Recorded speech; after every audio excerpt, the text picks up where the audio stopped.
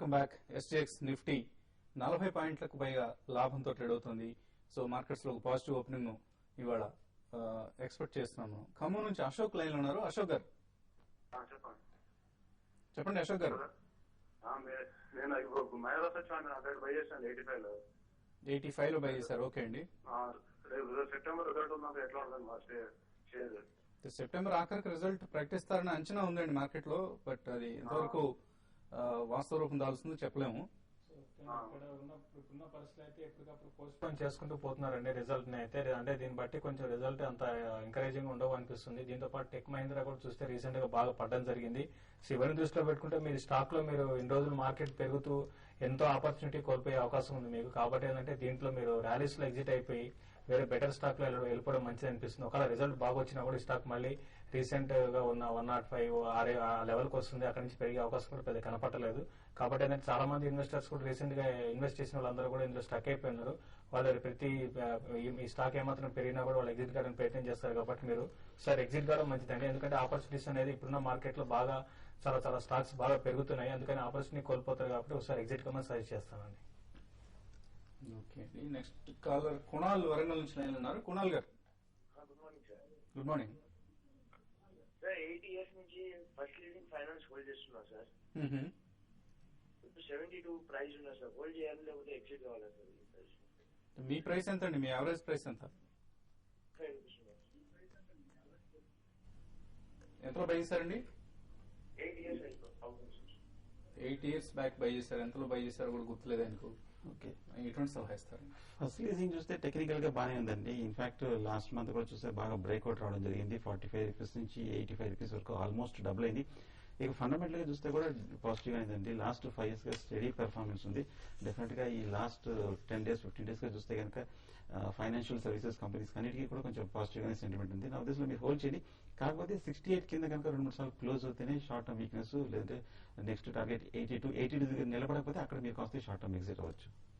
Okay అండి. Hold చేయండి. ప్రస్తుతానికి ఫైనాన్షియల్ బ్యాంకింగ్ అండ్ ఫైనాన్స్ రంగానికి సంబంధించిన స్టాక్స్ మీద మార్కెట్ లో ప్రస్తుతం చాలా మంచి బయింగ్ సపోర్ట్ కనిపిస్తోంది ఈ రంగానికి సంబంధించిన స్టాక్స్ లో.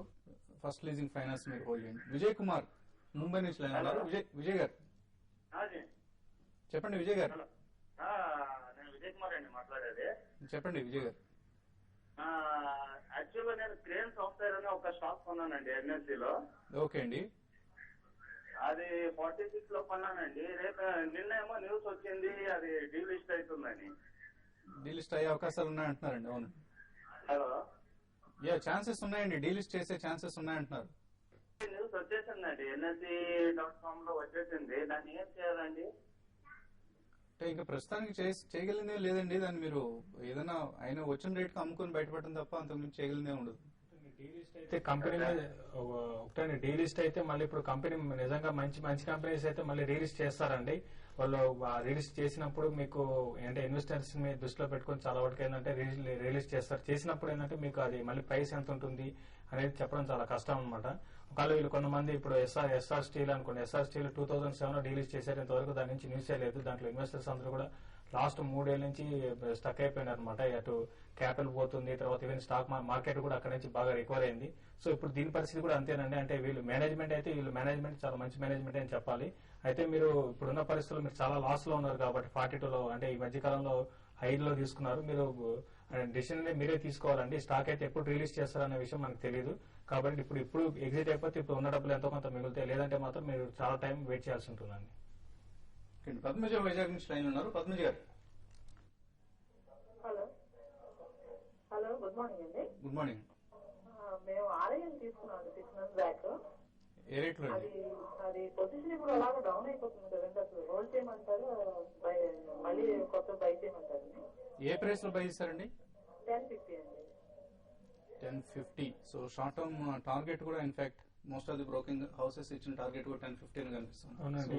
ఇప్పుడున్న పరిస్థితుల్లో RIL అయితే ఇప్పుడు ఒక బౌన్స్ బ్యాక్ వచ్చినప్పుడు 950, 960 లెవెల్స్ కొంచెం రెసిస్టెన్స్ ఉందండి. ఇది కానీ దాటిందంటే స్టాక్ లో మళ్ళీ ఫ్రెష్ అప్ ట్రెండ్ అనేది ఉంటుంది. ఏదైనా కూడా దీనికి కొంత బ్యాడ్ న్యూస్ వల్ల ఈ స్టాక్ అయితే బాగా కరెక్ట్ అవుతుంది. తర్వాత ఇంకోటి ఒక స్టాక్ ఒక లెవెల్ కట్ అయ్యి కరెక్ట్ అయిందంటే సో ఇంకా ఫర్దర్ గా వీక్ టెక్నికల్ గా వీక్ అయ్యే అవకాశం ఉంటుంది. అందువల్ల ఏంటంటే స్టాక్ ఇప్పట్లో కొంత అరౌండ్ 950 దగ్గర రెసిస్టెన్స్ ఫేస్ చేస్తుందండి. మీరు ఇంకో దీంట్లో నుంచి లాస్ బుక్ చేసుకునే అవసరం లేదండి. మళ్ళీ మీకు అరౌండ్ మీ లెవెల్ వస్తుంది కాబట్టి ఈసారి మళ్ళీ ఈసారి ఏమాత్రం ఇందులో ఒక 10 to 15 రూపీస్ 20 రూపీస్ కరెక్షన్ వచ్చినప్పుడు అరౌండ్ 920 ఆ లెవెల్కి వచ్చినప్పుడు కొంత బై చేసుకోండి. రెండు కలిపి మీరు షార్ట్ టర్మ్ ట్రేడ్ అయితే మాత్రం అరౌండ్ 1020 1040 ఆ లెవెల్స్ లో ఒకసారి ఎగ్జిట్ కాండి. ఓకే అండి, డిక్లైన్స్ లో బిట్వీన్ 900 and 920 మీరు బై చేసే ప్రయత్నం చేయండి. రిలయన్స్ ఇండస్ట్రీస్ యావరేజ్ చేసుకోవచ్చు అని చెప్తున్నారు. సతీష్ కుమార్ విజయవాడ నుంచి లైన్ ఉన్నారు. సతీష్ గారు సార్ గుడ్ మార్నింగ్ అండి. గుడ్ మార్నింగ్ అండి. Sir Trinetra info home matter నేను సార్ ఈ రెండింటి గురించి చెప్పాలి. Trinetra info and second stock ఏదండి? Trinetra infra home metal and infra. Om metal. Okay అండి, Trinetra infra, Om metal infra ఇవేంటి, మీరు ఎవరు రికమెండ్ చేశారండి స్టాక్స్ మీకు? మేము పేపర్లో చూసుకున్నాం సార్, ఈ మధ్య పెరిగిందని 50 రూపాయలు త్రినేత్ర ఇన్ఫ్రా కొన్నాము.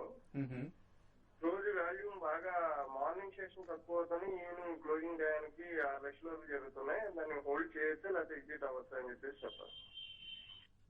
ఓకే, త్రినేత్ర ఇన్ఫ్రా చూస్తే కనుక టెక్నికల్ గా బాగా పెరిగిన స్టాక్ అండి. 35 రూపీస్ నుంచి 56 వరకు పెరిగింది. కరెక్ట్ గా మీరు హై అంటే లాస్ట్ 6 months రెసిస్టెన్స్ 55 దగ్గర మీరు కొనడం జరిగింది అనమాట.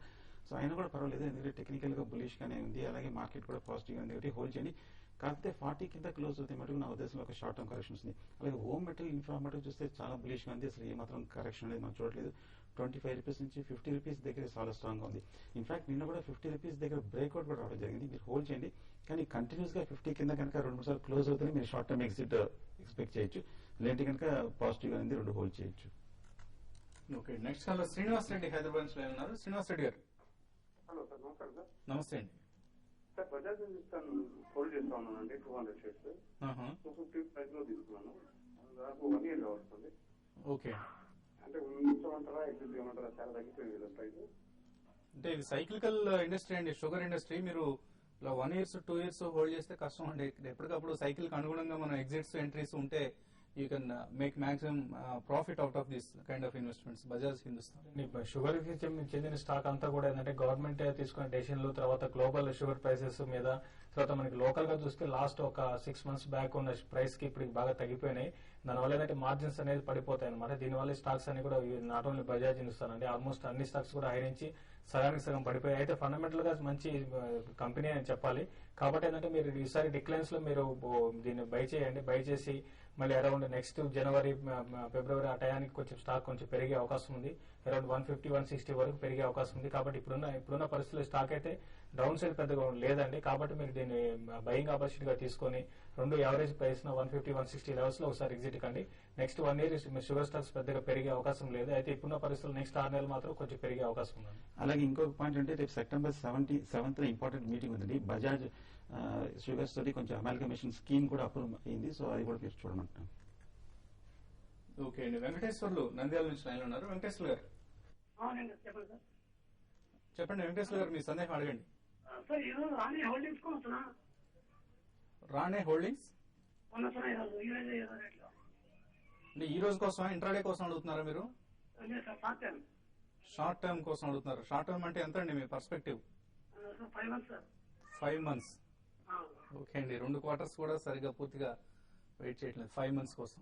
ఆటో యాన్సిలరీ కంపెనీ అండి, ఫండమెంటల్ గా చాలా స్ట్రాంగ్ గా ఉంది. అలాగే టెక్నికల్ గా చూస్తే ఇప్పటికు లాస్ట్ 6 months కానీ బాగా పెరిగిన స్టాక్ అనమాట.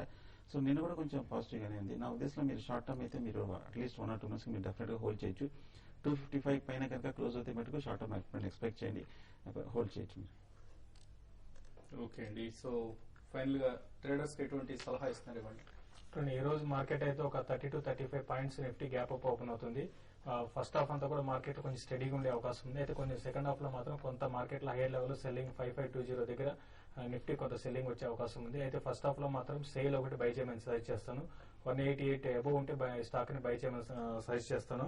185 దగ్గర స్టాప్ లాస్ పెట్టుకోమంటాను. 190, 192 ఈవెన్ 195 రూపీస్ దాకా పెరిగే అవకాశం ఉంది. ఇన్ని రోజులు ఈ స్టాక్ మార్కెట్ కి ఏమాత్రం సహకరించలేదన్నమాట. ఈ రోజు కొంచెం షార్ట్ కవరింగ్, కొత్త ఫ్రెష్ బయింగ్ ఇంట్రెస్ట్ కూడా కనపడే అవకాశం ఉంది.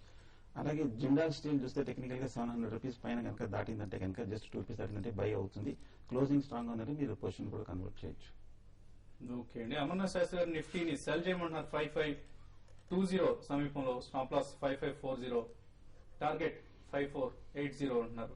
కుటుంబరావు గారు చెప్తున్నారు IOC buy above 417, stop loss 412, target 428 వరకు కూడా వచ్చే అవకాశం ఉందంటున్నారు. ఆదిత్య బిర్లా నువ్వు ఇది మరొక buy recommendation, buy above 810, stop loss 802, target 825 వరకు కూడా వచ్చే అవకాశం ఉందంటున్నారు. సో మరిన్ని ట్రేడింగ్ కాల్స్, ఇన్వెస్ట్మెంట్ రికమెండేషన్స్ కోసం tv5money.com లో ప్రాఫిట్ యువర్ ట్రేడ్ సబ్స్క్రైబర్స్ గా జాయిన్ అవ్వండి. ఇవాళ కూడా ఒక చక్కటి ఇన్వెస్ట్మెంట్ రికమెండేషన్ మన ఇన్వెస్టర్స్ అందుకోబోతున్నారు.